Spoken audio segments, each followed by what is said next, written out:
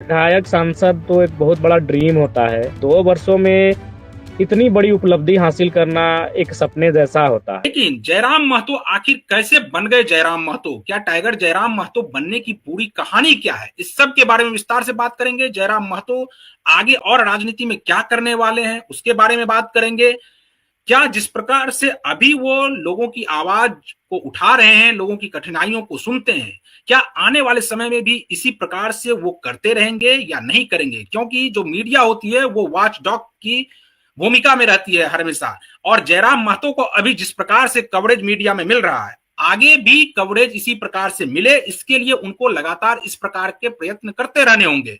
अगर वो नहीं करेंगे इस प्रकार से, तो यही मीडिया है जो आज उनको काफी तवज्जो देती है, वो आने वाले समय में उनको उतना तवज्जो नहीं देंगे। तो इस सब पर हम विस्तार से बात करेंगे। अभी हमारे साथ जयराम महतो हैं।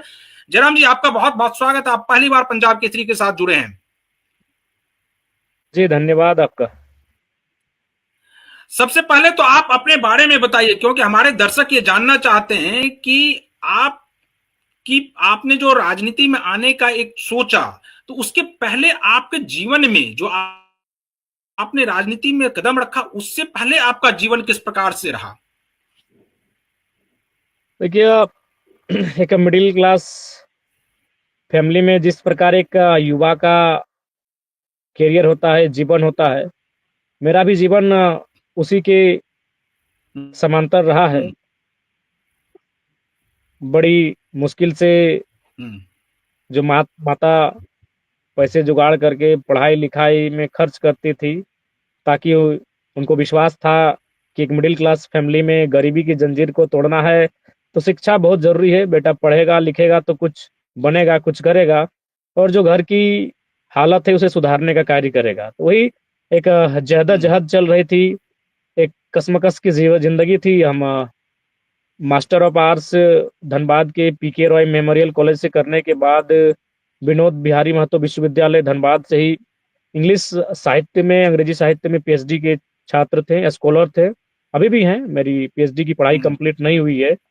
और उसी हम्म। दरमियान एक प्रोटेस्ट हुआ स्टूडेंट्स का, लैंग्वेज को लेकर। स्टूडेंट्स का हम्म। तर्क था कि लैंग्वेज उत्तर प्रदेश और बिहार की मूल लैंग्वेज है, और अगर ये लैंग्वेज झारखंड में भी अगर कहीं है तो वो बिहार और उत्तर प्रदेश की जो सीमा लगती है उन क्षेत्रों में बोली जाती है।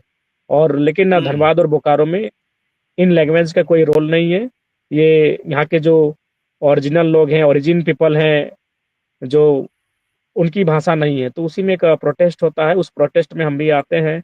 और जब हम अपनी बातों को रखते हैं, अपने तथ्य को, अपने तर्कों को रखते हैं, झारखंड आंदोलन के किस्सों को, तो काफी लोकप्रिय हो जाते हैं। और फिर लोग लगातार कार्यक्रमों के माध्यम से हमें बुलाने लगते हैं, हमारी भाषणों को सुनने लगते हैं। और हमारे भाषणों में झारखंड की समस्याएं होती हैं, वो हमारी भाषणों में वो झलक होती है जो 24 साल पहले हमारे पूर्वजों ने देखा था झारखंड अलग राज्य करने से पहले। तो उनको लगा कि 24 सालों में जो उम्मीदें खो गई हैं, जो सपने मुरझा गए हैं, इस युवाओं की आवाज में वो सपने फिर से एक बार हमें हमारी आंखों के सामने दस्तक दे रहे हैं। तो फिर नहीं, लोग तो लगातार जुड़ने। आपको ये लगा कि ये अगर आप इसको और बेहतर तभी कर सकते हैं जब आप राजनीति में एंट्री कर लें। क्या यही वजह है राजनीति में आने की, या फिर और भी आपको लगा कि नहीं, ये एकमात्र एक ऐसा साधन है जिसके जरिए लोगों की आम जनमानस के आवाज को काफी प्रमुखता से उठाया जा सकता है? तो ये आपके जहन में था, या आपको लगा कि एन के एन प्रकार किसी प्रकार से विधायक बन जाना है या सांसद बन जाना है, और फिर देखेंगे जैसा होगा आगे, राजनीति जैसा चलेगा वैसा चलते रहेगा? विधायक सांसद तो एक बहुत बड़ा ड्रीम होता है।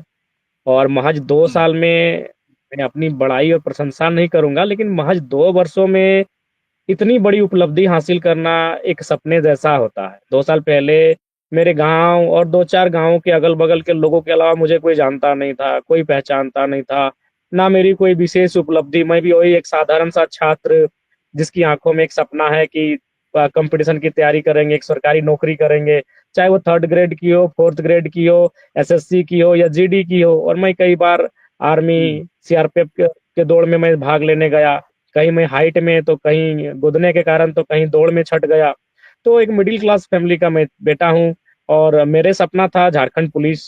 इंडियन आर्मी जो जीडी होता है, जीडी रैंक, उसमें भी अफसर रैंक नहीं, जीडी रैंक, उन चीजों को देखना। उसके बाद जब पढ़ाई बढ़ने लगी तो सोचे चलिए सरकारी टीचर बनेंगे। अब मास्टर ऑफ आर्ट्स कर लिए हैं, पीएचडी जब करने लगे तो लगा चलिए सरकारी प्रोफेसर ना सही पार्ट टाइम लेक्चरर कहीं बन जाएंगे, क्योंकि झारखंड में परिस्थिति झारखंडियों के लिए सामान्य नहीं है प्रोफेसर बनने की, तो पार्ट टाइम लेक्चरर कहीं बन जाएंगे। अगर पीएचडी कंप्लीट कर लेंगे तो घर का परिवार का भरण पोषण हो जाएगा। तो उस परिवार से आने वाला बच्चा कभी सांसद विधायक बनने का सपना तो नहीं सजा सकता है। तो ये कहीं ना कहीं एक नियति और समय की डिमांड थी कि मैं एक आवाज बन के, झारखंड की वह आवाज बन के आया जो 24 साल पहले लोग देखा करते थे, लेकिन बीते 24 वर्षों में यहाँ की उदासीन पॉलिटिक्स ने उस आवाज को ही दबा दिया था। तो फिर जब हम आए तो लोग हमें सुनने लगे।